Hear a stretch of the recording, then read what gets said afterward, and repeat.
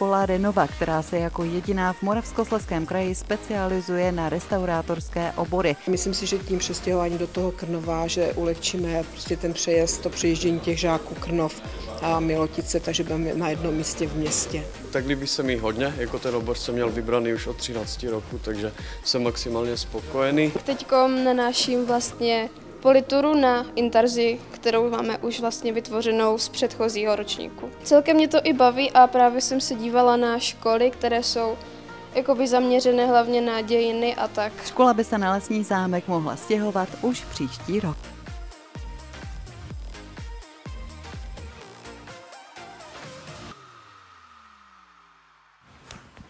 Jsme soukromé středisko praktického vyučování Renova. Spolupracujeme se Střední školou průmyslovou v Krnově, kde budete mít teoretickou výuku. Praktická výuka probíhá v restaurátorských dílnách v části města Krnověžník. Náš umělecký obor, který vám chceme představit, je pro chlapce i pro děvčata. Absolventi našeho 4letého studia umí restaurovat, zlatit plátkovým zlatem, konzervovat a zdobit historický nábytek intarzí, nebo zúročí své nabité vědomosti při obsluze 3D gravírovacího stroje a programování na CNC obráběcích truhlářských strojích a CAD programů pro návrh konstrukci nábytku, výroby nebo design hraček a doplňků. Informace k přijímacím zkouškám. Jelikož se jedná o umělecký obor, přihlášky musí být podány do 20. února. U nás probíhají tzv. Talentové zkoušky. Je to kresba zátiší, váza a několik dalších předmětů. Malujeme úhlem nebo tužkou. Kresbu zátiší znáte z výuky na základní škole. Máme výjimku. Z matematiky nematurujeme, ale zůstává v možnosti volby. Výměnou za cizí jazyk. V prvním ročníku vás čeká seznámení s používáním ručního nářadí a práce se dřevem. Prvně vás naučíme zpracování designu na výrobě hraček. Od jednoduchých, jako jsou domečky, až po ty složitější, pohyblivé hračky. V druhém ročníku se učíme porozumět složitějším konstrukcím a konstrukčním spojům na tzv. Replikách. Začnete se seznamovat se zdobnými technikami. Naučíte se kombinace povrchové úpravy selského nábytku, bytových doplňků a truhlic s jemnou řezbou a nebo malbou. Ke konci druhého ročníku pracujeme s dýhou, což je dřevo nařezané na tenké plátky. Tahle zdobná technika se nazývá intarzie. Ve třetím ročníku navážete na druhý ročník rozvíjející složitější práce s dýhou, vlastními návrhy intarzie v obrazech, dobové intarzie na replikách.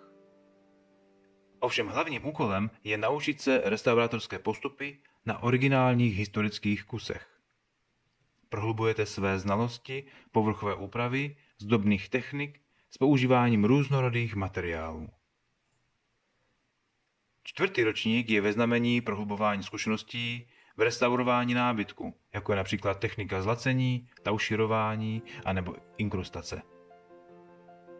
Současně se však věnujeme přípravám na praktickou část maturity, která spočívá ve zhotovení replik historického nábytku s odpovídajícími prvky zdobných technik, povrchovou úpravou a hlavně funkčností.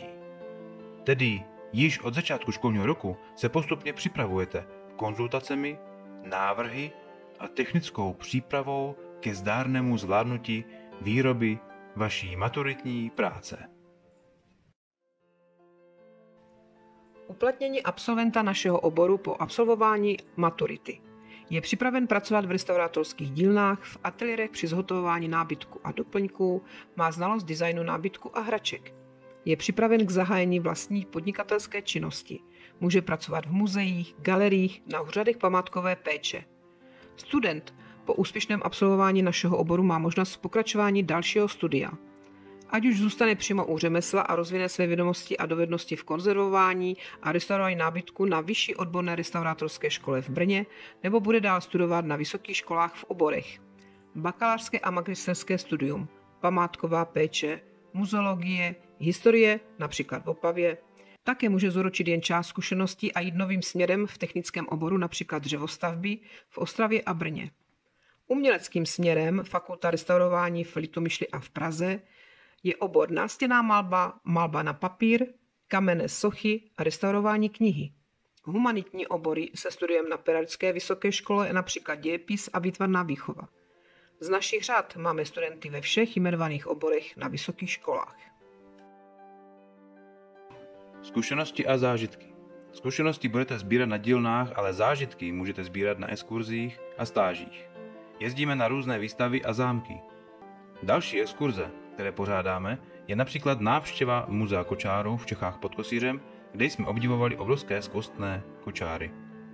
Na závěr prezentace bych vám chtěla poděkovat za pozornost a zdůraznit, že soukromé jsou pouze restaurátorské dílny, ale přijatí byste byli na státní školu průmyslovou a tím se školné nevybírá.